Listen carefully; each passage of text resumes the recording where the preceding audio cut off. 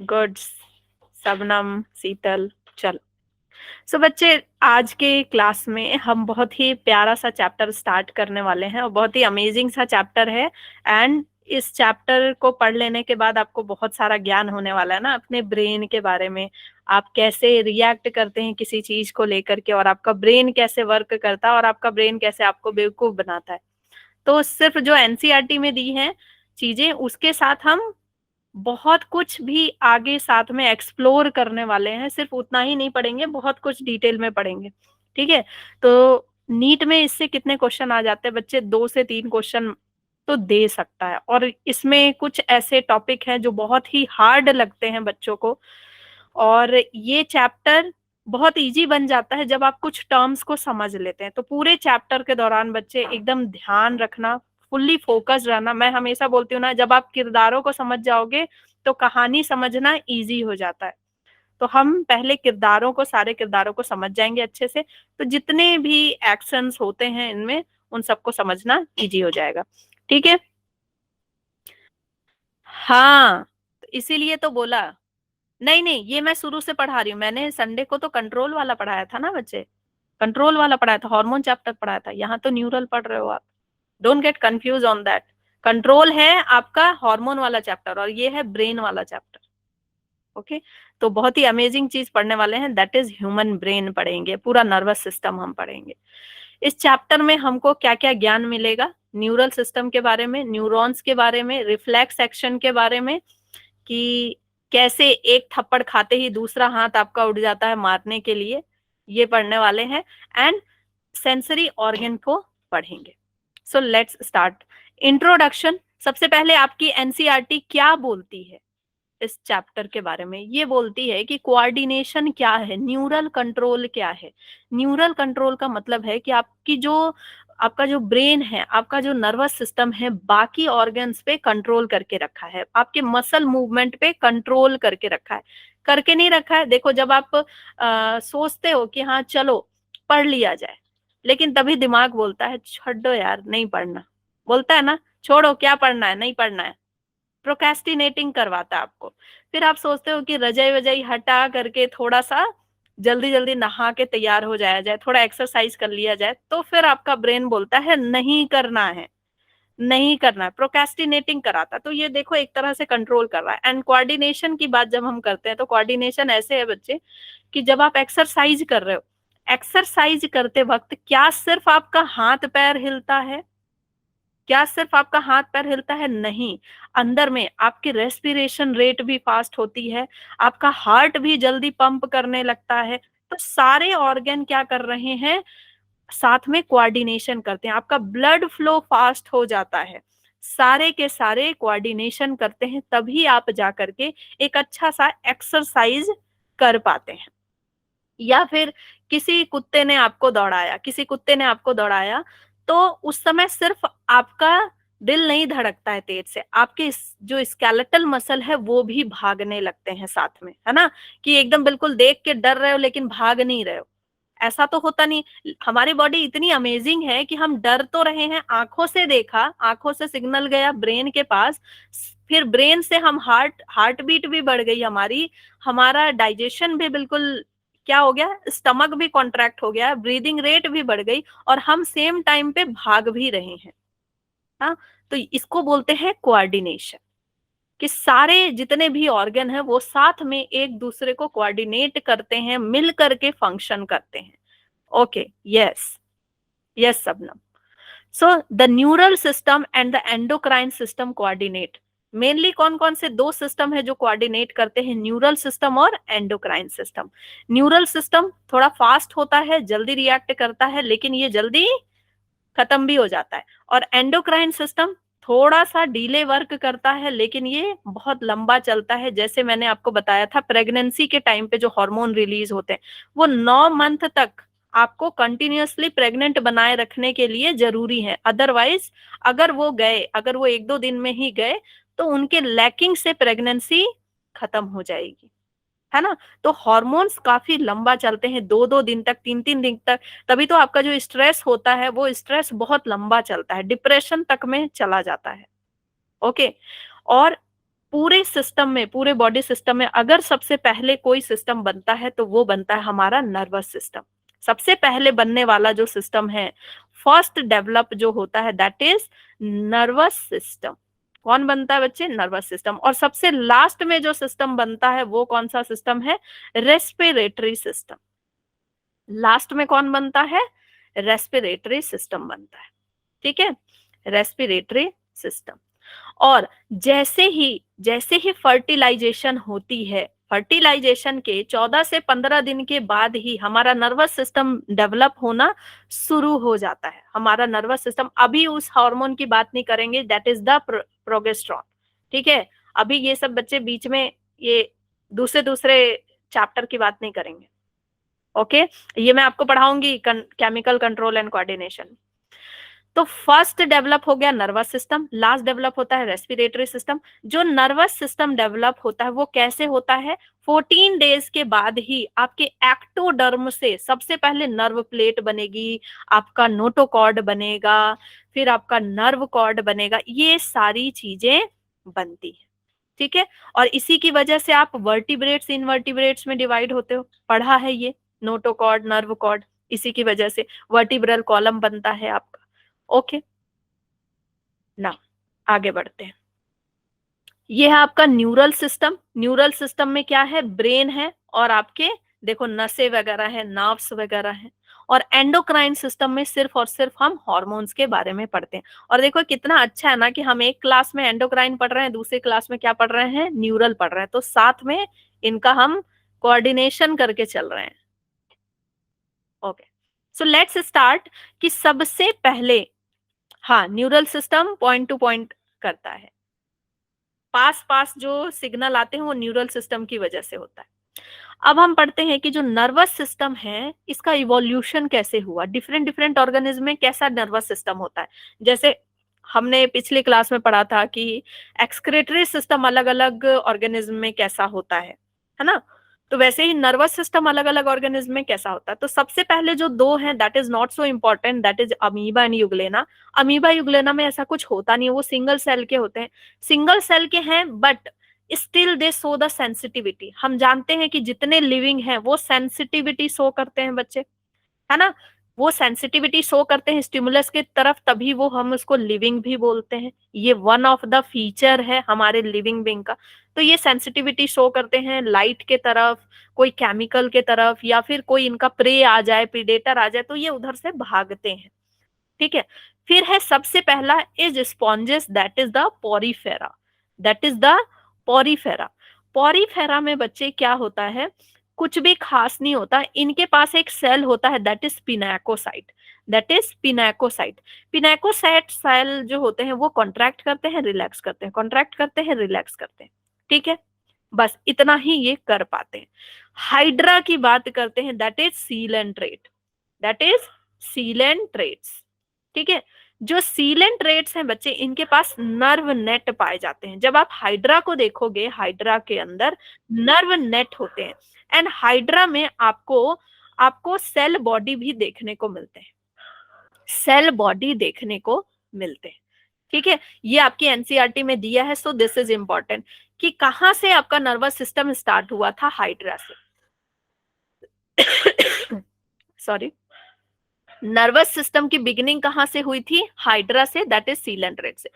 बच्चे, बोला जाता है कि जो हाइड्रा में जो नर्व नेट पाए जाते हैं वैसा ही नर्व नेट हमारे स्टमक में पाया जाता है, जिसको हम प्लेक्सस बोलते हैं।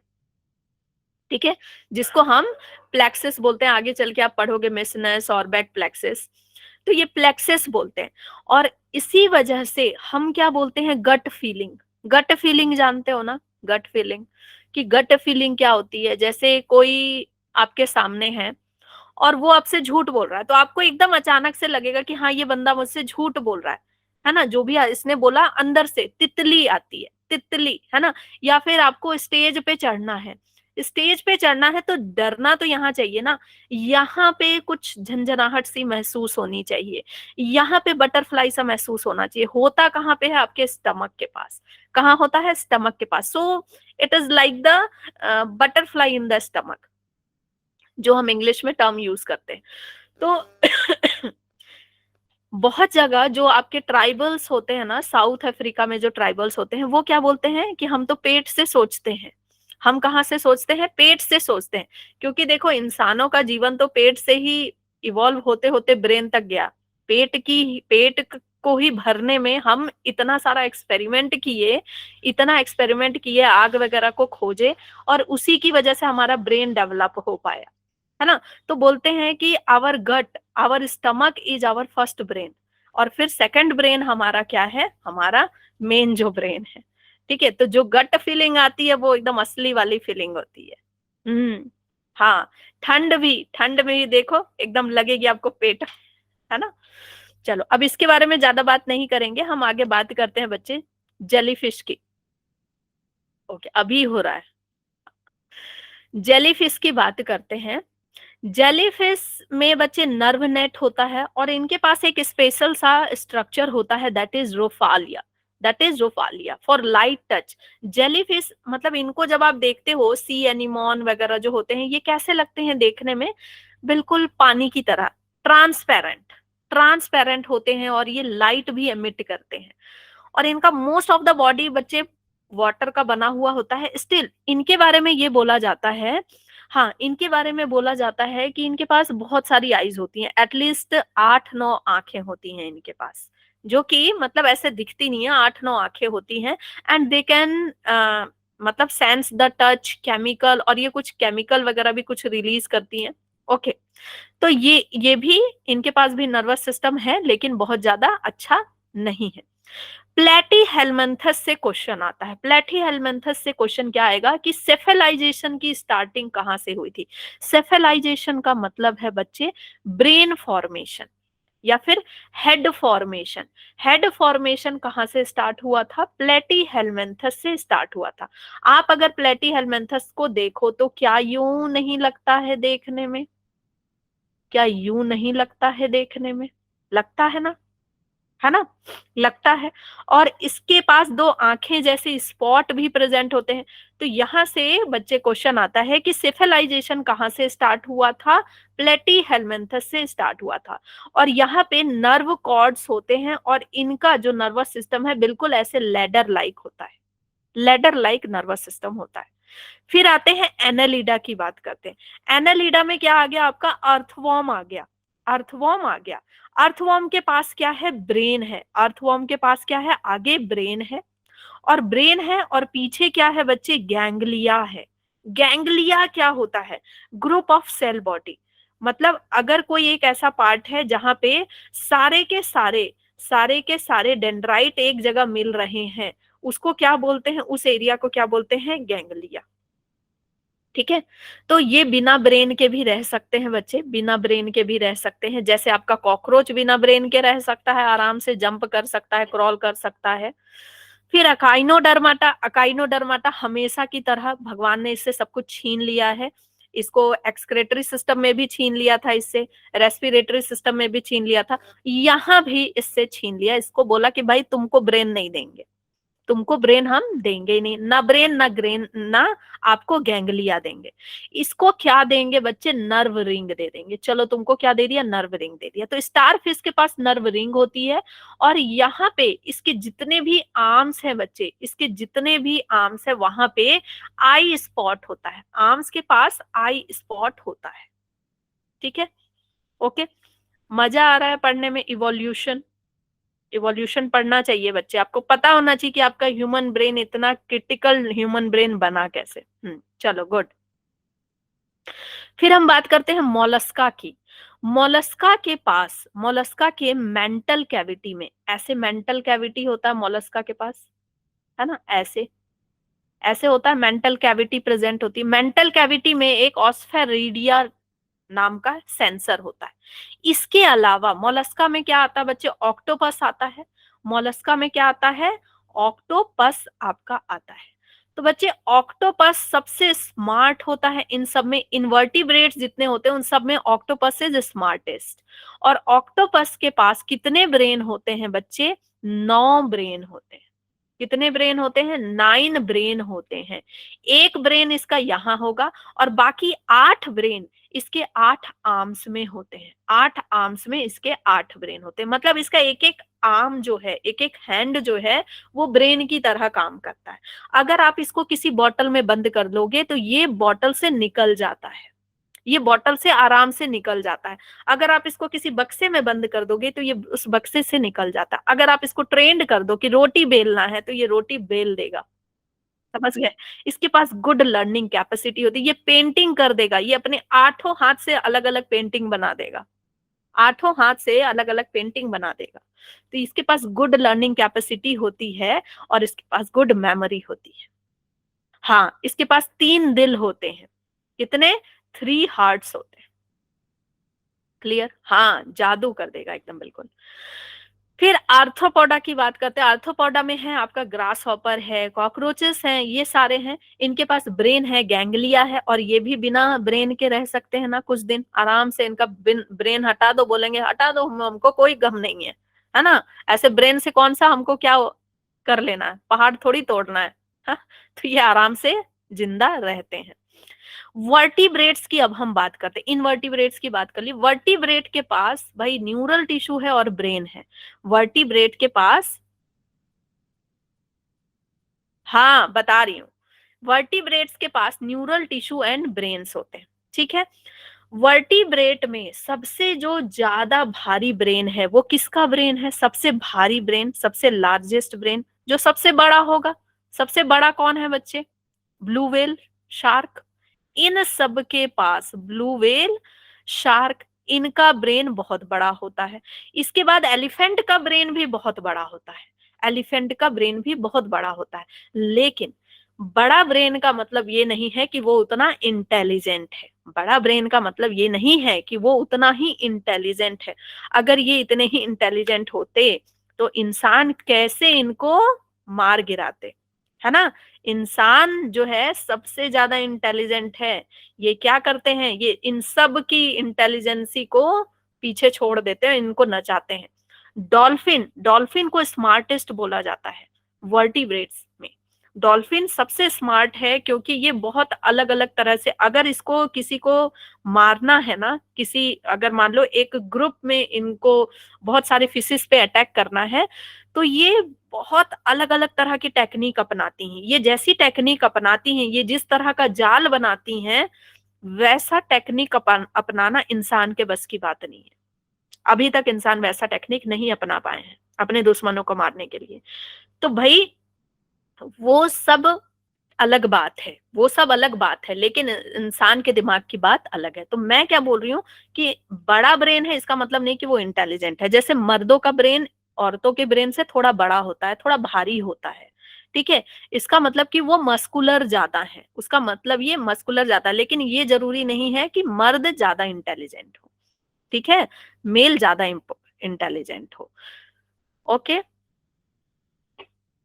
हाँ, मस्कुलर ज्यादा है। Is this clear? और जो एलिफेंट होते हैं उनकी मेमोरी बहुत ज्यादा होती है। एलिफेंट की मेमोरी बहुत ज्यादा होती है। अगर आपने उनसे बचपन में मिला है तो वो आपको बुढ़ापे तक पहचान लेंगे सिर्फ आपके टच से। क्लियर बच्चे? तो अब बहुत सारे इधर उधर की ज्ञान की बातें हो गई। अब सारे बच्चों का ध्यान यहाँ होना चाहिए। सारे बच्चों का ध्यान बिल्कुल यहाँ पे होना चाहिए। हम्म। अब हम ह्यूमन न्यूरल सिस्टम में पढ़ते हैं कि एनसीईआरटी क्या बोल रही है। एनसीईआरटी कहती है कि जो आपका ह्यूमन न्यूरल सिस्टम है, it is divided into central nervous system and peripheral nervous system. ठीक है। सेंट्रल नर्वस सिस्टम, जैसे कि हमने स्केलेटल सिस्टम में पढ़ा था बच्चे, बीच में एक्सियल, चारों ओर क्या था, अपेंडिकुलर। वैसे ही जो बीचों बीच जा रही है, जो बीचों बीच जा रही है, ये जादू की छड़ी, this is your central nervous system. ठीक है। ये क्या है, ब्रेन है, ये ब्रेन वाला पार्ट है, and this is the spinal cord. तो ये जो जादू की छड़ी जो दिख रही है, this is the central nervous system. Brain में कितने पार्ट पढ़ेंगे बच्चे हम? 4 ब्रेन पढ़ेंगे, मिड ब्रेन पढ़ेंगे, और हाइंड ब्रेन हम पढ़ेंगे। ठीक है। स्पाइनल कॉर्ड में, स्पाइनल कॉर्ड बच्चे सबसे पहले बनता है, फर्स्ट डेवलप, पूरे सीएनएस में सबसे पहले कोई चीज बनती है तो वो आपकी स्पाइनल कॉर्ड बनती है, स्पाइनल कॉर्ड बनती है। आपका ब्रेन जो होता है ना वो ऐसे डेवलप होता है, ये स्पाइनल कॉर्ड बना, फिर आपका यूं बनता है, ठीक है, हाइंड ब्रेन, फिर आपका मिड ब्रेन, और फिर बनता है ये आपका फोर ब्रेन। ओके ऐसे बनता है, और फिर ये धीरे धीरे बिल्कुल डिवाइड होते होते बिल्कुल सुंदर सा डिजाइन ले लेता है। नहीं तो आपका मुंह ना इतना बड़ा होता है, इतना बड़ा ब्रेन लेके घूम रहे होते हैं। ठीक है, समझ गए।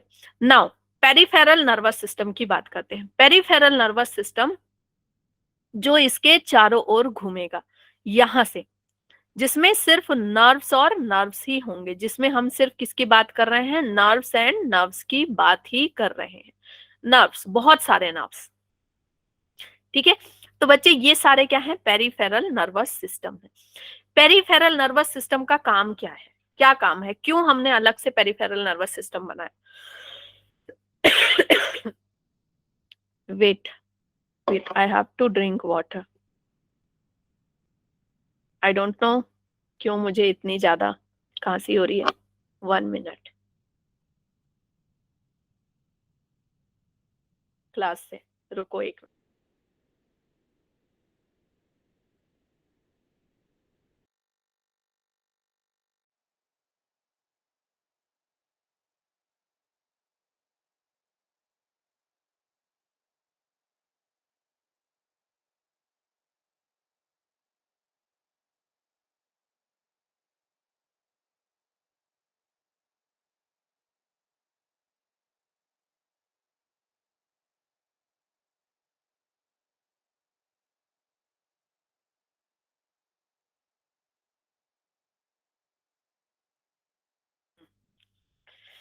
आज पानी लेके नहीं बैठी थी तो आज बस, ठीक है। तो पेरिफेरल नर्वस सिस्टम की हम बात कर रहे हैं। ये क्यों बना है मैम, ये क्यों बना है, क्यों हमने पेरिफेरल नर्वस सिस्टम बनाया? देखो बच्चे, क्या है कि आपने कोई चीज टच किया, आपने कोई चीज टच किया, कुछ सेंस किया, या फिर आपने कुछ देखा, या फिर आपने कुछ सुना, ये सारी चीजें इन्हीं के थ्रू अंदर आपके ब्रेन तक आएंगी, इन्हीं के थ्रू ब्रेन तक आएंगी, ठीक है। और आपको फिर उसको देखकर क्या करना है, ठीक है। आपने किसी मधुमक्खी को देखा, ठीक है, वो ब्रेन तक गया, अब आप उससे डर के भागोगे कि उसको मारोगे, ये सिग्नल कहाँ से आएगा, आपके ब्रेन से आएगा, ठीक है। तो ये सिग्नल आपके एक एक हाथ तक पहुंचे, आपके हार्ट तक पहुंचे, आपके रेस्पिरेटरी सिस्टम तक पहुंचे, ये किसके थ्रू जाएगा, आपके पेरिफेरल नर्वस सिस्टम के थ्रू जाएगा। ये बिल्कुल वैसा ही है बच्चे, जैसे आपका एक्सटेंशन बोर्ड होता है ना, ये मेन वाला extension board, this is the CNS, इसको क्या बोल दिया हमने, सेंट्रल नर्वस सिस्टम, ठीक है। और यहां इसमें बच्चे इस तरह से लगा हुआ होता है आपका अलग से तार, ठीक है। इधर से आप अलग कितने भी तार जोड़ सकते हो, इधर से आप कितने ही तार जोड़ सकते हो, ठीक है। तो ये क्या हो गए, पेरिफेरल नर्वस सिस्टम हो गए। क्लियर? ओके, अब हम आगे बढ़ते हैं। नर्वस सिस्टम में peripheral nervous system, peripheral nervous system जो है बच्चे, इसमें दो तरह का सिग्नल मिलता है। नर्व्स दो तरह के होते हैं, एक सेंसरी होते हैं जो सेंस ऑर्गन से सिग्नल ला करके पहुंचाते हैं, कहाँ, आपके आपके कहाँ तक पहुंचाते हैं, ब्रेन तक पहुंचाते हैं, ठीक है। याद रखना, डोंट गेट कंफ्यूज, कि जो पेरिफेरल नर्वस सिस्टम है, पीएनएस है साइड में, इसमें सिर्फ और सिर्फ क्या प्रेजेंट है, नर्व्स प्रेजेंट है। कैसे कैसे नर्व्स प्रेजेंट है, एक जो सेंस को लेंगे, सेंस करेंगे, जैसे आपने कुछ हुआ, वो सेंस हुआ, वो सेंस किसकी वजह से अंदर जाएगा बच्चे, ए फेरेंट की वजह से। ए फेरेंट हमेशा अंदर लाता चीजों को, जैसे ए फेरेंट आर्टेरियोल अंदर ला रहा था, वैसे ही ए फेरेंट क्या कर रहा है, चीजों को अंदर ला रहा है। अभी आप स्क्रीन पे देख रहे हो, तो जो भी देख रहे हो वो किसके थ्रू अंदर जा रहा है ब्रेन में, ए फेरेंट के थ्रू अंदर जा रहा है। किसके थ्रू अंदर जा रहा है ये सिग्नल, ए फेरेंट के थ्रू। मेरी जो आवाज आप तक पहुंच रही है वो किसके थ्रू जा रहा है, ए फेरेंट के थ्रू आपके ब्रेन तक जा रहा है। ठीक है। और इफेरेंट के थ्रू आप इसको क्या कर रहे हो, रेस्पॉन्स कर रहे हो। अगर मैं कुछ पूछूंगी तो इफेरेंट के थ्रू क्या कर रहे हो, आप रेस्पॉन्स करोगे, लिखोगे। ठीक है, फिर आप बताओगे कि अच्छा हाँ इसका ये आंसर होगा। समझ गए। तो ए फेरेंट और ई फेरेंट प्रेजेंट है। ए फेरेंट जो है, जो सेंसरी है, वो कितने तरह के हो सकते हैं, दो तरह के। जनरल सेंस हो सकता है, जनरल सेंस मतलब कहीं से भी टच की, कहीं से भी फील किया जा सकता है, जैसे टच है, जैसे स्किन है। अच्छा मैं फिर से ही बता रही हूँ, फिर से ही बता रही हूँ, ये पीएनएस आप 2-3 बार सुनोगे अभी। ठीक है। जनरल सेंसेस कहाँ क्या है, जो टच होता है। टच आप कहीं से भी फील कर सकते हो, यहां से भी, यहां से भी, है ना, यहां से भी। ऐसा तो है नहीं कि मैं मतलब बिल्कुल आपका कान खींचूंगी तभी आपको टच फील होगा, या फिर आपके कोई आंख में फिंगर पूरा अंदर तक ले जाएगा तभी आपको टच फील होगा, ऐसा तो है नहीं। टच कहीं से भी फील हो सकता है, पेन कहीं से भी फील हो सकता है ना। लेकिन जो स्पेशल सेंसेस हैं, स्पेशल सेंसेस क्या है, विजन। अब देखोगे तो आंख से ही ना, आंख से ही देखोगे, कोई आपके घर में आया, आप आंख से देखोगे, फिर रिकॉग्नाइज करोगे कि अच्छा ये जो आया है ये दूध वाला है, ये डेली आता है दूध देने। फिर आप जाओगे और जाके बर्तन लेके आओगे और दूध लोगे, है ना। ओके, ऐसा ही होता है।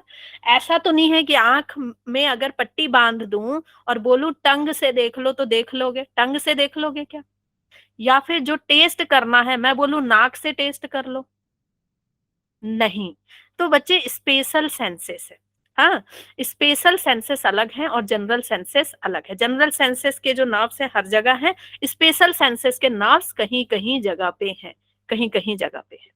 और ये आपके जाते हैं सीएनएस तक, सीएनएस तक जाते हैं। और फिर जो मोटर है, मोटर पीएनएस है, वो आपका दो तरह से रिएक्ट करेगा। ठीक है, दो तरह से रिएक्ट करेगा, सोमैटिक और ऑटोनॉमिक। मतलब जैसे मान लो आपने आपने किसी को देखा, ठीक है, कि ये आया है, ये मेरे घर में आया है इंसान। आपने उसको देखा और उसका चेहरा बहुत डरावना है, उसका चेहरा बहुत डरावना, बहुत बिल्कुल भूत की तरह उसका चेहरा है। तो उसको देखोगे तो सबसे पहले आपका क्या होगा, ऑटोनॉमिक, ऑटोनॉमिक सिग्नल। ठीक है, जो ऑटोनॉमिक नर्वस सिस्टम है वो क्या कराएगा, आपके हार्ट बीट को तेज बढ़ा देगा। आपका बिल्कुल आंख बिल्कुल बड़ा हो जाएगा उसको देखते ही। फिर आपकी हार्ट बीट बढ़ जाएगी, आपका रेस्पिरेशन बढ़ जाएगा। और साथ में आप क्या करेंगे, चिल्लाएंगे, चिल्लाएंगे, या फिर आप दरवाजा को झटके से बंद कर देंगे। तो उस समय सबसे पहले ऑटोनॉमिक काम कर गया और सोमैटिक भी काम कर गया। किसकी वजह से काम किया, इफेक्ट, जो कि मोटर है। ठीक है, मोटर नर्व्स है। क्लियर, ये बात क्लियर हुई, ये बात क्लियर हुई। बच्चे जो सिग्नल ला रहा है इसको हम क्या बोलते हैं, इसको हम क्या बोलते हैं, एफेरेंट। जो सिग्नल लेके आ रहा है इसको हम बोलते हैं एफेरेंट नर्व्स, एफेरेंट। इसी को हम क्या बोल रहे हैं, सेंसरी, सेंसरी नर्व्स। ठीक है, दो तरह का सेंसरी नर्व्स हो सकता है, स्पेशल वाला या सिंपल वाला। फिर जो सिग्नल, ठीक है, ये ब्रेन तक लेके आया। अब ब्रेन से जो सिग्नल आपके आपको दे रहा है दैट इज इफेरेंट, कि आपको क्या करना है, आपको दरवाजा बंद कर लेना है। तो ये, इसको हम मोटर नर्व्स भी बोलते हैं और इफेरेंट नर्व्स भी बोल रहे हैं। ये सिग्नल कहाँ कहाँ जाएगा, ये आपके स्केलेटल मसल में भी जाएगा। ठीक है, और ये आपके ऑटोनॉमिक में भी जाएगा। ऑटोनॉमिक मतलब क्या हो गया, इनवॉलंटरी। वॉलंटरी के पास भी जाएगा सिग्नल तो आप दरवाजा बंद कर देंगे, चिल्ला लेंगे। और ऑटोनॉमिक के पास जाएगा मतलब हार्ट वगैरह के पास भी जाएगा। क्लियर, क्लियर हो गया ये। ठीक है, तो जो ऑटोनॉमिक है बच्चे, ऑटोनॉमिक मतलब कि इनवॉलंटरी मसल के पास जब ये सिग्नल जाएंगे, जब ये इनवॉलंटरी के पास जब ये सिग्नल जाएंगे, तो दो तरह का कंडीशन होगा। दो तरह के ऑटोनॉमिक नर्वस सिस्टम होते हैं, कौन कौन से, सिंपैथेटिक और पैरासिम्पैथेटिक। सिंपैथेटिक क्या कराएगा आपको, मतलब हार्ट बीट तेज करा देगा। बिल्कुल आप डर जाएंगे उसको, उसका चेहरा देख के, डरावना चेहरा देख करके बिल्कुल आप डर जाएंगे, टेंशन में आ जाएंगे। या तो आपको फ्लाइट कराएगा या तो फाइट कराएगा, या तो बोलेगा कि बंद कर दो, दरवाजा बंद कर दो, या फिर आप उससे लड़ाई करेंगे। ठीक है, दो ही काम आप करेंगे। तो सिंपैथेटिक नर्वस सिस्टम की जो सिग्नल है हमको कहाँ कहाँ से मिलती है, ये बच्चे आपका सेंट्रल नर्वस सिस्टम है। इसमें थोरैसिक रीजन से और आपका जो लंबार रीजन है, हमने पढ़ा है ना थोरैसिक, T1 से लेके L3 तक, T1 से T12, फिर L1 से L3। थोरैसिक से लंबार रीजन से इसका क्या जाता है, नर्व्स जाता है सिंपैथेटिक का। किसके पास जाएगा, हार्ट के पास जाएगा, स्टमक के पास जाएगा, लंग्स के पास जाएगा, किडनी के पास जाएगा, इन सारे ऑर्गन के पास जाएगा। ठीक है, कौन सा, सिंपैथेटिक। अब इधर से मान लो पैरासिम्पैथेटिक है, पैरासिम्पैथेटिक कहाँ कहाँ कहाँ से निकलेगा, क्रेनियल से निकलेगा, ब्रेन से निकलेगा, और कहाँ से निकलेगा, आपका सैक्रल से निकलेगा। कहाँ से निकलेगा, सैक्रल से निकलेगा। किसके किसके पास जाएगा, वही हार्ट के पास जाएगा, स्टमक के पास जाएगा, लंग्स के पास जाएगा, ठीक है, किडनी के पास जाएगा, इन्हीं सब के पास जाएगा।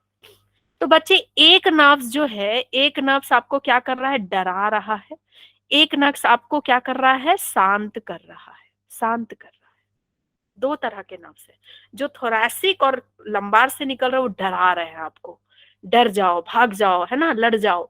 और दूसरा क्या कर रहा है, शांत हो जाओ। दूसरा क्या कर रहा है, अब सब कुछ, वो आदमी चला गया, अब शांत हो जाओ।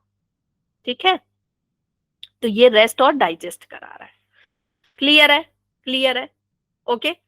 प्री गैंग्लियोनिक और पोस्ट गैंग्लियोनिक क्या होता है, देखो सिंपैथेटिक नर्वस सिस्टम में आपकी जो प्री गैंग्लियोनिक होगी ना वो शॉर्ट होगी, मतलब पहले जो न्यूरॉन निकलेंगे वो छोटे छोटे न्यूरॉन निकलेंगे, और बाद में जो न्यूरॉन है वो लंबे होंगे। और इसमें पहले जो न्यूरॉन है वो लंबे हैं पैरा में, और जो बाद में न्यूरॉन इसके बाद निकल रहे हैं वो छोटे छोटे हैं, वो छोटे छोटे।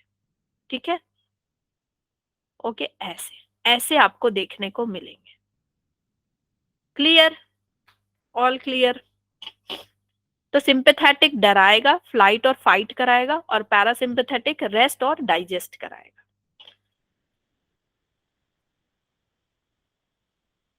नाउ सेंट्रल नर्वस सिस्टम, ये हम पढ़ चुके हैं, ये भी पढ़ चुके हैं। अब कुछ इंपॉर्टेंट टर्मिनोलॉजी पढ़ लेते हैं बच्चे, कुछ इंपॉर्टेंट टर्मिनोलॉजी जो आपको बहुत हेल्प करने वाले हैं आगे पूरा चैप्टर समझने में। पूरा ध्यान जो है यहाँ होना चाहिए, पूरा ध्यान। ये नहीं समझ में आया, कुछ समझ नहीं आएगा फिर। ठीक है, सबसे पहला है न्यूरॉन्स। न्यूरॉन्स क्या होता है, structure and functional unit of nervous system. हम जानते हैं पूरा हमारा नर्वस सिस्टम, चाहे पेरिफेरल हो, सेंट्रल हो, सब किससे मिलके बना है, न्यूरॉन से मिलके बना है। ये एक्साइटेबल होते हैं, ये एक्साइटेड हो जाते हैं। अब एक्साइटेड होके उछलते कूदते नहीं है, एक्साइटेड होते हैं मतलब कि इस सिग्नल को एक जगह से दूसरी जगह भेजते हैं। ठीक है, एक्साइटेबल होते हैं। और ये कितने होते हैं बच्चे, न्यूरॉन्स बिलियंस में होते हैं, बिलियंस में हमारे पास न्यूरॉन्स होते हैं। ओके, लेकिन हम उसमें से 100 का भी यूज नहीं करते, वो अलग बात है, वो अलग बात है। हाँ, फिर है न्यूरोग्लिया।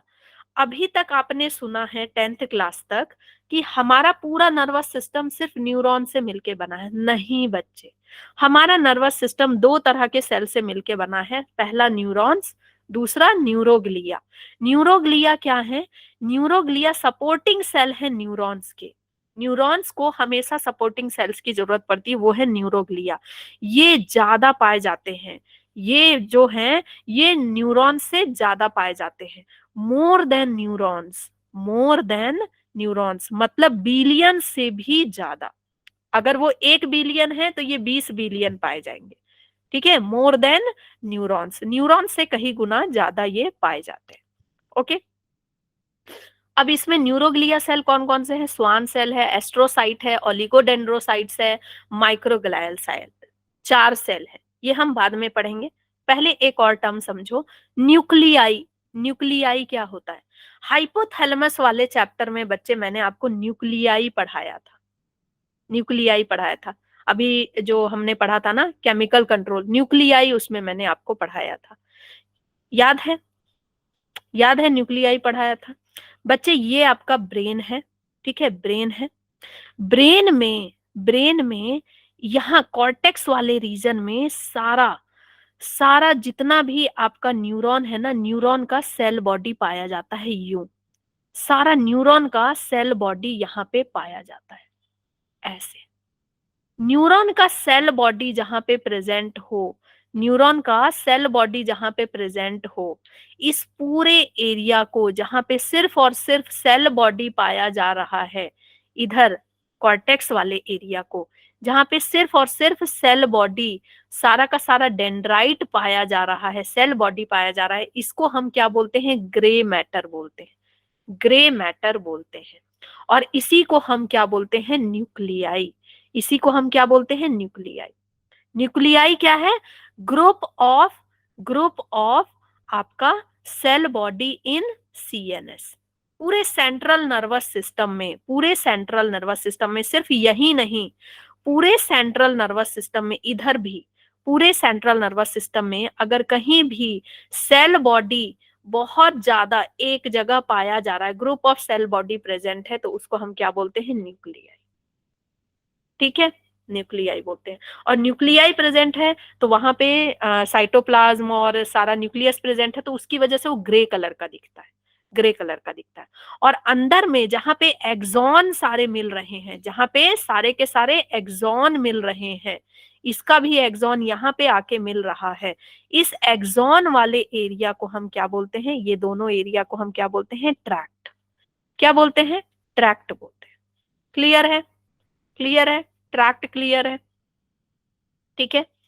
अब आगे मैं इसकी बात हो गई, ये तो सीएनएस की बात हो गई, ये हो गई सीएनएस की बात। अगर मैं पेरिफेरल नर्वस सिस्टम की बात करूं, पेरिफेरल नर्वस सिस्टम, तो पेरिफेरल नर्वस सिस्टम में यहां से नर्व्स जा रही है बच्चे, यहां से नर्व्स जा रही है, यहां से नर्व्स जा रही है। ठीक है। अब इस नर्व्स में मान लो कि ये ऐसा पॉइंट है जहां पे सारा सेल बॉडी मिल रहा है, दो तीन सेल बॉडी यहाँ पे आके मिल रहा है, दो तीन सेल बॉडी यहाँ पे आके मिल रहा है, बहुत सारा सेल बॉडी यहाँ पे आके मिल रहा है। इस लोकेशन को जहां पे सारा सेल बॉडी आके मिल रहा है, इसको मैं क्या बोलूंगी? गैंग्लिया। गैंग्लिया बोलूंगी। ठीक है, पीएनएस में। ओके तुषार? ठीक है, इसको मैं क्या बोलूंगी? गैंग्लिया। ओके। अब यहाँ पे एक ऐसा पार्ट है जहां पे सिर्फ और सिर्फ मुझे एक्सॉन देखने को मिल रहे हैं, सारा सेल बॉडी उधर है, सारा एक्सॉन इधर देखने को मिल रहा है। ये क्या है? सारा का सारा एक्सॉन है। तो इसको मैं क्या बोलूंगी? Group of axon. Group of axon को मैं क्या बोलूंगी? ग्रुप ऑफ एक्सॉन को मैं क्या बोलूंगी? नर्व। क्या बोलूंगी इसको मैं? नर्व बोलूंगी। तो जो आपके पेरिफेरल नर्वस सिस्टम होते हैं, जो इधर से निकलते हैं ना बच्चे, पेरिफेरल नर्वस सिस्टम, पेरिफेरी में अधिकतर क्या होते हैं? नर्व्स होते हैं। Efferent nerve, efferent nerve. Nerve में है क्या? एक्सॉन है। नर्व में क्या है? एक्सॉन है। समझ गए? और जहां भी मैं गैंग्लिया बोलती हूँ, वहां पे उन सब का सेल बॉडी मिला हुआ है। क्लियर? सेंट्रल नर्वस सिस्टम में अगर सारा सेल बॉडी मिले तो न्यूक्लियाई, सारा एक्सॉन मिले तो ट्रैक्ट। पेरिफेरल नर्वस सिस्टम में सारा सेल बॉडी मिले तो गैंग्लिया, सारा एक्सॉन मिले तो nerve. Clear? Now Schwann cell and oligodendrites क्या होते हैं? स्वान सेल और ओलिगोडेंड्राइट्स की हम बात करते हैं। ठीक है, चलो। स्वान सेल, स्वान सेल क्या होता है? देखो बच्चे, क्या है कि जो आपका एक्सॉन होता है ना, नर्व, ये आपका सेल बॉडी है। इतना जानते हो कि नहीं कि सेल बॉडी है, होती है, यहाँ पे एक्सॉन होता है, जानते हो, है ना? एक्सॉन के चारों ओर इस तरह से शीट होती है, एक्सॉन के चारों ओर इस तरह से शीट होती है, जिसको हम माइलिनेटेड शीट बोलते हैं। तो बच्चे अगर अगर हाँ, अगर पेरिफेरल नर्वस सिस्टम में, अगर पेरिफेरल नर्वस सिस्टम का हम लेते हैं न्यूरॉन, अगर हम पेरिफेरल नर्वस सिस्टम का न्यूरॉन लेते हैं, तो उसके एक्सॉन के ऊपर, उसके एक्सॉन के ऊपर जो माइलिनेटेड सीथ बनी है, वो किसकी बनी है? स्वान सेल की। ये जो माइलिनेटेड सीथ बनी है, ये किसकी बनी है? स्वान सेल की बनी है। ठीक है, माइलिनेटेड सीथ जो बनी है, ये स्वान सेल की बनी है। ये मैं और डिटेल में बताऊंगी जब मैं न्यूरॉन्स पढ़ा दूंगी, तब तब आपको ज्यादा अच्छे से समझ में आएगा। ठीक है। ओलिगोडेंड्राइट्स क्या है? Oligo dendrites. ये क्या है बच्चे? ये है, अगर आप सेंट्रल नर्वस सिस्टम का न्यूरॉन ले, अगर आप मान लो ब्रेन का एक न्यूरॉन ले लेते हो, यस, ब्रेन का एक न्यूरॉन ले लेते हो, ये ब्रेन का न्यूरॉन आपने निकाल लिया, ये ब्रेन का न्यूरॉन का एक्सॉन है, ठीक है। इसके ऊपर जिस तरह का, इसके ऊपर बच्चे जिस तरह का माइलिनेटेड शीट होगा, ठीक है, वो किसका बना होगा? ओलिगोडेंड्राइट्स का, ओलिगोडेंड्राइट्स का बना। तो क्वेश्चन क्या आता है कि myelinated sheath is formed by, myelinated sheath is formed by क्या? बच्चे सिर्फ स्वान सेल को टिक करके आ जाते हैं, स्वान सेल एंड ओलिगोडेंड्रोसाइट्स, ठीक है, इन दोनों के मिलके बने हुए होते हैं। अगर स्पेशली पीएनएस में पूछेगा कि पीएनएस का माइलिनेटेड शीथ किससे बना है, तो स्वान सेल से, सीएनएस का माइलिनेटेड शीथ किससे बना है? ओलिगोडेंड्रोसाइट्स से। क्लियर? ठीक है। अब हम पढ़ते हैं, अब हम पढ़ते हैं बच्चे कि किसके बारे में पढ़ना है, नाम ही मैं भूल गई। एस्ट्रोसाइट्स, ठीक है। एस्ट्रोसाइट्स क्या होते हैं? एस्ट्रोसाइट्स क्या होते हैं? देखो नाम से समझ में आ रहा है, एस्ट्रो मतलब क्या है? स्टार लाइक, ठीक है, स्टार्स प्लैनेट्स जो होते हैं, है ना। और साइट्स का क्या मतलब है? सेल। तो ये कुछ ऐसे सेल हैं, ये कुछ ऐसे सेल हैं जो ब्लड कैपिलरी, जो ब्रेन की जो ब्लड कैपिलरी है उसके ऊपर चिपके हुए होते हैं, यूं, ऐसे, ऐसे, ऐसे चिपके हुए होते हैं, ठीक है। ये क्या है? एस्ट्रोसाइट्स है। ये क्या है? एस्ट्रोसाइट्स है। ये क्या करते हैं, क्या काम है, क्या कर रहे हो चिपक के तुम यहाँ? ये चेक करते हैं, ठीक है। दे present on blood capillary of, blood capillary of, blood capillary of brain, ठीक है। ब्रेन तक जितनी भी ब्लड कैपिलरी है उसके ऊपर प्रेजेंट है। And what they do, they check, they check the content, they check the content of the, content of the blood, कि भाई क्या तुम लेकर के आए हो, क्या ब्रेन को देने लायक है, क्या ब्रेन को देने लायक नहीं है। जो ब्रेन को नहीं देने लायक है आपको उसको नहीं देना। देखो बच्चे, ब्रेन को हमेशा कंटिन्यूअस सप्लाई चाहिए होता है, कंटिन्यूअस सप्लाई चाहिए होता है ऑक्सीजन का, ओके। इसको CO2 नहीं चाहिए भाई, इसको कंटिन्यूअस सप्लाई चाहिए ऑक्सीजन का। और यहाँ पे ब्रेन में लिम्फ नहीं प्रेजेंट होता है कि लिम्फ प्रेजेंट है, वो क्या कर लिया, चीजों को लेकर के चला गया फिर साफ करके दे दिया। यहाँ कोई लिम्फ वगैरह कुछ भी नहीं प्रेजेंट होगा, no lymph is present in brain, ठीक है।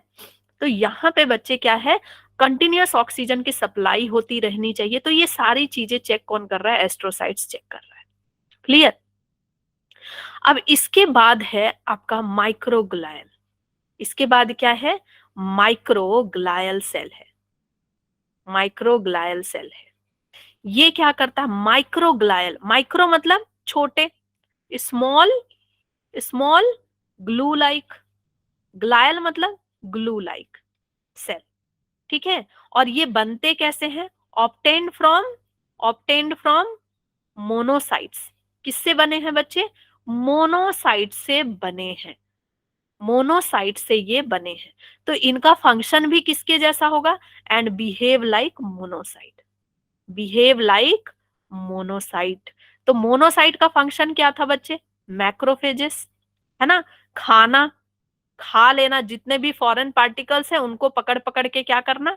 खा लेना, ठीक है। Kill, kill and engulf, engulf foreign particle. जो भी फॉरेन पार्टिकल आपके ब्रेन में प्रेजेंट है, चाहे वो कोई वायरस है, चाहे वो कोई बैक्टीरिया है या कोई ड्रग है, किसी भी तरह का फॉरेन पार्टिकल है, उसको मारते हैं, या फिर डेड डिकेइंग पार्ट को, ठीक है, फॉरेन पार्टिकल और डेड, डेड डैमेज पार्ट को, डेड डैमेज पार्ट को, इन सब को ये किल करते हैं, खत्म करते हैं एंड आपके ब्रेन को नीट एंड क्लीन रखते हैं। Is this clear? अच्छे से बताओ।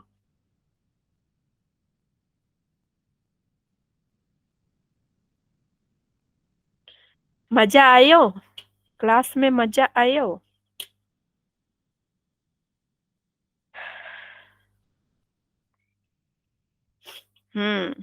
बहुत मजा आयो नहीं? बच्चे, अगर आपने सीरियसली बहुत अच्छे से सुना है, बहुत अच्छे से सुना है क्लास को, और ये सारे टर्म्स आपको क्लियर हो गए, तो फिर आपको इस चैप्टर में कुछ भी दिक्कत नहीं होगी। अगर आपने कुछ भी पॉइंट मिस किया है तो आप इसको फिर से सुनिएगा, ताकि इस चैप्टर को ज्यादा अच्छे से समझ पाए आप। ठीक है?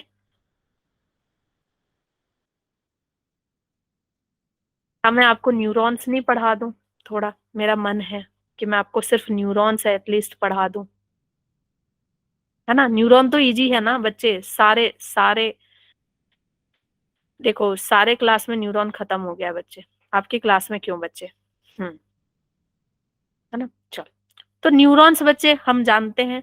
न्यूरोग्लिया, सारे सेल को हमने देख लिया। अब हम न्यूरॉन को क्यों छोड़े भाई? न्यूरॉन बुरा मान जाएगा ना। न्यूरोग्लियल सेल को पढ़ लिया, न्यूरॉन बुरा मान जाएगा, चलो न्यूरॉन्स को पढ़ते हैं। हम्म।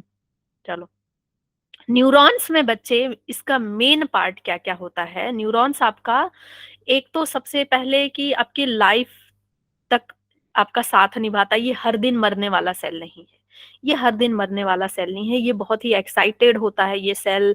आपको डेली बहुत सारे मल्टीपल सिग्नल पहुंचाता है। एंड दिन भर जो मेरी बातें आप तक पहुंच पा रही हैं, ये सब कुछ न्यूरॉन्स की वजह से ही हो पा रहा है। एंड न्यूरॉन्स का जो मेन पार्ट है, न्यूरॉन्स का मेन पार्ट है वो क्या क्या है? आपका सेल बॉडी है। न्यूरॉन्स में क्या क्या होते हैं बच्चे? Cell body, cell body, dendrites and axon, dendrites and axon, ये तीन पार्ट होते हैं। ठीक है? तो सबसे पहले हम सेल बॉडी देखेंगे। ये बीच वाला पार्ट इज सेल बॉडी, बीच वाला पार्ट इज सेल बॉडी। ठीक है बच्चे? इस सेल बॉडी में एक बड़ा सा न्यूक्लियस होता है, सो मतलब सिंगल न्यूक्लियस। ठीक है? सिंगल न्यूक्लियस होगा। न्यूक्लियस कैसा है? सिंगल है। और इस सेल बॉडी में, इस सेल बॉडी में बहुत सारे छोटे छोटे छोटे छोटे प्यारे प्यारे ग्रेन्यूल्स भरे होते हैं। ठीक है? उन ग्रेन्यूल्स का क्या नाम है बच्चे? उन ग्रेन्यूल्स का क्या नाम है? ग्रेन्यूल्स का क्या नाम है बताओ? उस ग्रेन्यूल्स का नाम है निसेल ग्रेन्यूल्स। निशान नहीं, निसेल ग्रेन्यूल्स। ठीक है? निसेल ग्रेन्यूल्स। ये निसेल ग्रेन्यूल से क्वेश्चन क्या आएगा? निसेल ग्रेन्यूल्स में होता क्या है? ये ग्रेन्यूल्स जो छोटे छोटे बने हैं, ये बने किसके हैं? ये बने हैं रफ एंडोप्लाज्मिक रेटिकुलम के प्लस राइबोसोम के। अच्छा, समझ गए, प्लस राइबोसोम के। तो इसका मतलब जब यहाँ रफ एंडोप्लाज्मिक रेटिकुलम है, मतलब रफ एंडोप्लाज्मिक रेटिकुलम के ऊपर भी राइबोसोम है, यहां भी राइबोसोम है, मतलब lot of proteins, lot of protein synthesis यहाँ होने वाला है। यहाँ पे बहुत सारा प्रोटीन होगा, है ना? एंड ये कहाँ कहाँ पाए जाते हैं? ये सिर्फ और सिर्फ आपकी सेल बॉडी और डेंड्राइट्स में होंगे। यहां से क्वेश्चन आता है, cell body and dendrites only, cell body and dendrites only, not in axon, not in axon, ये याद रखना। उसके बाद बच्चे जो डेंड्राइट है, डेंड्राइट है, डेंड्राइट को हम क्या बोलते हैं? Tree like. डेंड्राइट का नाम डेंड्राइट क्यों पड़ा? क्योंकि ये ट्री लाइक है। एंड आपका एक न्यूरॉन, एक न्यूरॉन इन्हीं डेंड्राइट की वजह से, one neuron can communicate with, can communicate with मतलब सिग्नल ले सकता है कितने न्यूरॉन से कम्युनिकेट विथ? बताओ, कल मैंने पढ़ाया था। एटलीस्ट 10K, 10,000 न्यूरॉन से बच्चे, 10,000 न्यूरॉन से सिग्नल ले सकता है ये। ठीक है? एक न्यूरॉन, एक अकेला न्यूरॉन 10,000 न्यूरॉन से बातें कर सकता है। सोचो आपका एक एक न्यूरॉन कितना इंपॉर्टेंट है। And you are wasting your neuron by just scrolling the screen and screen, है ना? ऐसे करके आपको डेली उठक बैठक करनी है, उल्टा पकड़ना है कान, यूं ऐसे पकड़ के उठक बैठक करनी है। आप अगर एक हाथ से सर्कल बना रहे हो, दूसरे हाथ से सेम टाइम पे सर्कल बना रहे हो, तो दूसरे हाथ से ट्रायंगल बनाओ। ठीक है? ये सारी चीजें करनी है आपको, ब्रेन को बिल्कुल एक्टिवेट करना है। पहले इसीलिए उठक बैठक कराए जाते थे, जब आप भूलते थे ना तो थप्पड़ जो पड़ती थी ना, मार जो पड़ती थी इसीलिए पड़ती थी, और जो आपको उठक बैठक कराया जाता था इसीलिए कराया जाता था। लाइफ में देखा है कभी कि जिस दिन मार, जिस जो टीचर मार पड़, जिन टीचर से मार पड़ी हो उनका जल्दी आप याद करते हो होमवर्क? करते हो ना? इसीलिए करते हो बच्चे, क्योंकि आपका ब्रेन बोलता है भाई कर ले।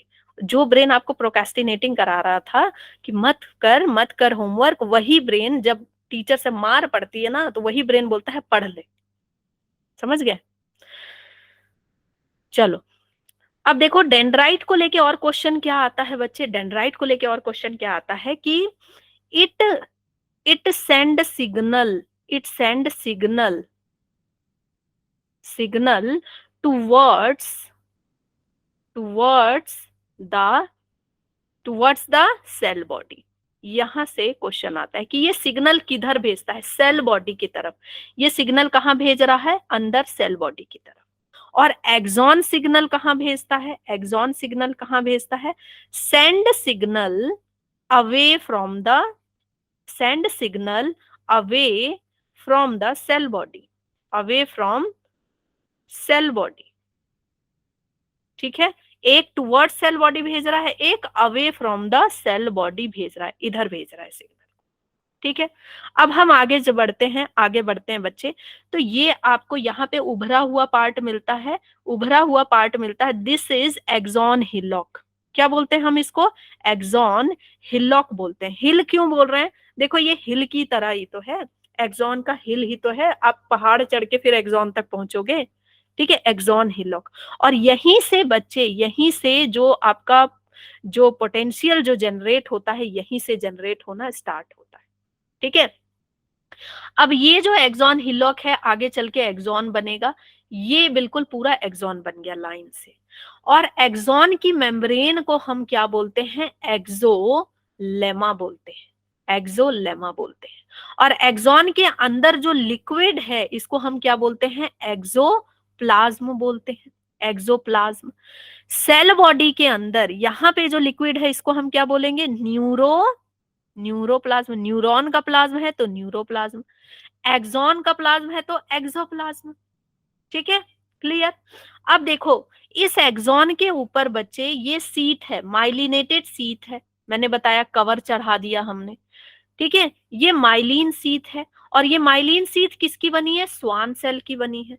अब मुझे ये बताओ, अगर माइलिन सीट स्वान सेल की बनी है तो ये न्यूरॉन जो हम पढ़ रहे हैं ये कौन सा न्यूरॉन है? पीएनएस का न्यूरॉन है या सीएनएस का न्यूरॉन है? माइलिन सीट स्वान सेल की अगर बनी है, वेरी गुड शीतल, वेरी गुड। ये किसका है बच्चे? पीएनएस का न्यूरॉन है। ये जो न्यूरॉन हम पढ़ रहे हैं ये पीएनएस का न्यूरॉन पढ़ रहे हैं। ठीक है, अब देखो बीच बीच में ये सीट तो प्रेजेंट है, लेकिन बीच बीच में क्या है? बीच बीच में क्या है बच्चे? गैप है। इस गैप को हम क्या बोल रहे हैं? Node of Ranvier. इस गैप को क्या बोल रहे हैं? Node of Ranvier. ठीक है, बीच बीच में गैप है। और इसी गैप में ये जो सिग्नल उछल उछल के जा रहे हैं, उछल उछल के जा रहे हैं, इसको हम क्या बोलते हैं? Saltatory conduction, saltatory conduction. अब कभी भी देखो बच्चे क्या करते हैं कि सॉल्टेटरी कंडक्शन मतलब जहां पे सॉल्ट यूज हुआ है। कितनी गलत बात है। सॉल्टेटरी कंडक्शन का मतलब है जहां उछल उछल के सिग्नल जा रहा है। माइलिनेटेड सीट है भाई, माइलिनेटेड सीट पे नहीं चढ़ना है, सिग्नल को माइलिनेटेड सीट पे नहीं चढ़ना है, तो वो उछल उछल के जा रहा है। क्विक कितना स्पीड हो जाता है पता है? 100 मीटर पर सेकेंड।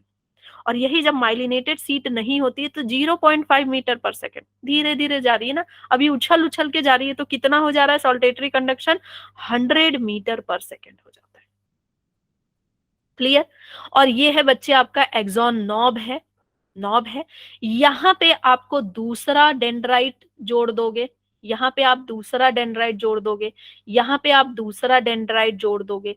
और इनके बीच जो स्पेस है, इनके बीच जो स्पेस है बच्चे, इसको हम क्या बोलते हैं? साइनेप्टिक क्लेफ्ट बोलते हैं, साइनेप्टिक क्लेफ्ट बोलते हैं, क्लेफ्ट बोलते हैं ये जो जगह है।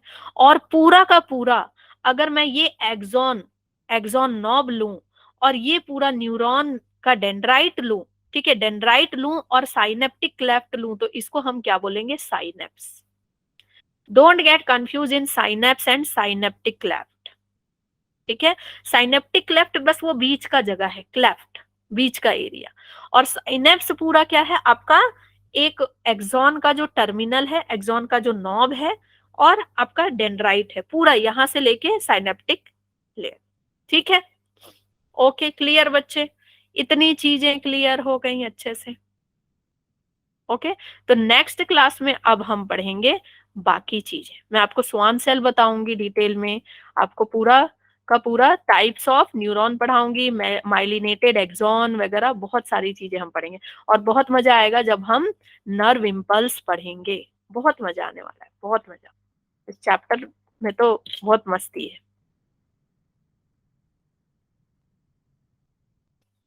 ठीक है। तो मेहनत जो भी चैप्टर आ रहे हैं एग्जाम में उसकी मेहनत अभी से स्टार्ट कर दो, और मुझे एटीपी नहीं मिल रहा है आजकल, बिल्कुल एटीपी नहीं मिल रहा है। हाँ इंटरेस्टिंग है ना ये चैप्टर, बहुत मजा आने वाला है इस चैप्टर में, और जब आप ह्यूमन ब्रेन पढ़ेंगे तब और मजा आएगा। और बच्चे मैं एक भी पॉइंट स्किप करके नहीं पढ़ा रही हूँ आपको, मैं एकदम आराम से एक एक बात विथ एक्स्ट्रा पॉइंट्स बहुत सारी चीजें मैं डिटेल में लेके जा रही हूँ,